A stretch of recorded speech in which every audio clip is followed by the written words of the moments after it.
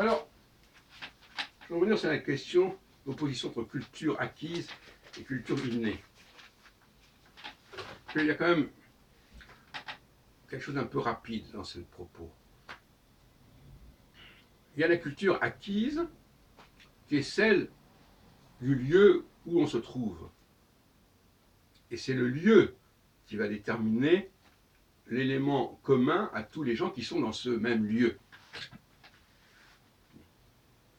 C'est la culture du sol, on peut dire.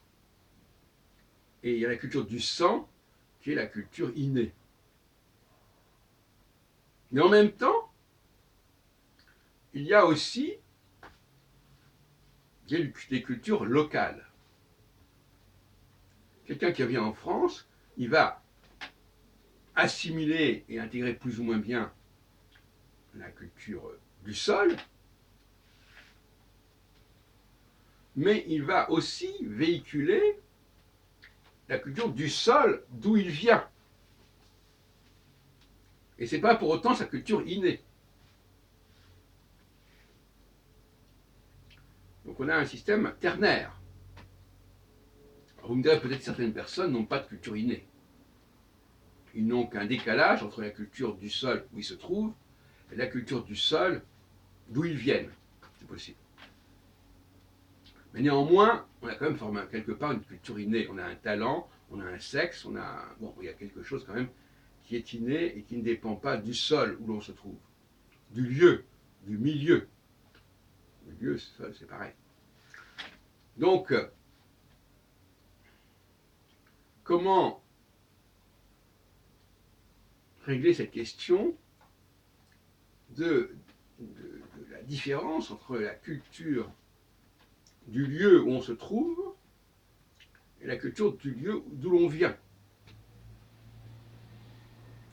Et c'est là qu'il y a des problèmes.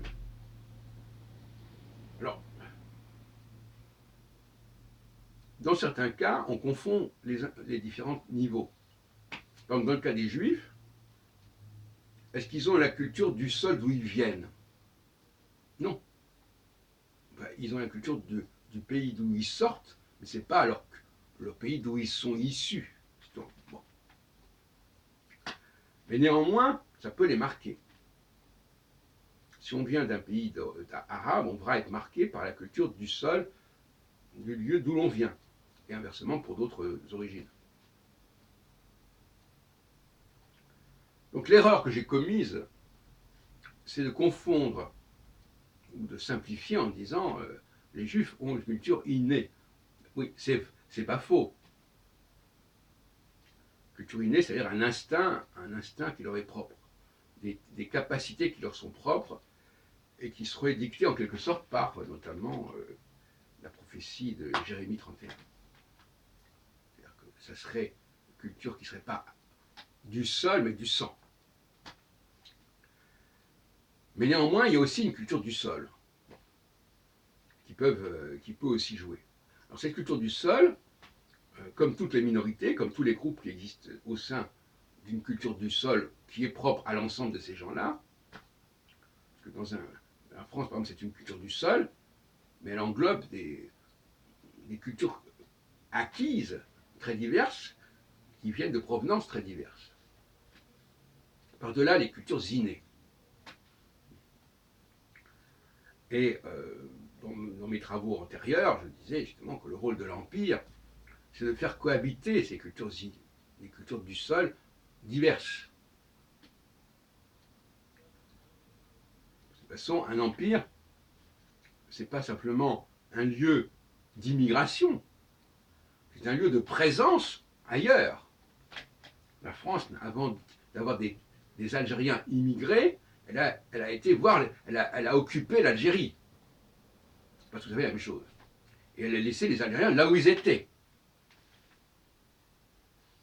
Mais elle les a intégrés dans un ensemble juridique global, jusqu'à l'indépendance de l'Algérie.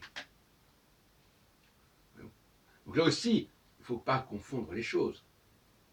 L'Empire a vocation à intégrer, mais intégrer dans les deux sens que je viens de dire, intégrer des populations qui viennent sur son sol, mais a vocation à aller sur le sol des autres cultures et à les englober. Attention. Et c'est ça qui fait la complexité de l'identité française, qui est écartelée entre une identité nationale et une identité impériale, entre un passé, une histoire nationale et un passé, une histoire impériale. Et c'est là que les Français doivent se réconcilier avec leur propre histoire, leur propre identité. Non seulement les Français, mais tous les Français, c'est-à-dire tous, y compris ceux qui sont sur le sol français et qui ont des cultures propres les uns et les autres, au sein de cette culture globale. En fin de compte, c'est ça le schéma, et c'est un schéma ternaire. Il y a la culture de l'Empire, qui impose à l'ensemble de tout ce qui est dans le contrôle de l'Empire, sous le contrôle de l'Empire, une langue, une loi, une monnaie, des échanges économiques. Et puis, il y a les cultures locales, dans tous les sens du terme, au sens local du terme, c'est-à-dire voilà, les gens vivent à tel endroit, et ils ont développé des cultures locales. C'est une culture du sol qui est englobée dans une culture du sol plus globale. Voilà.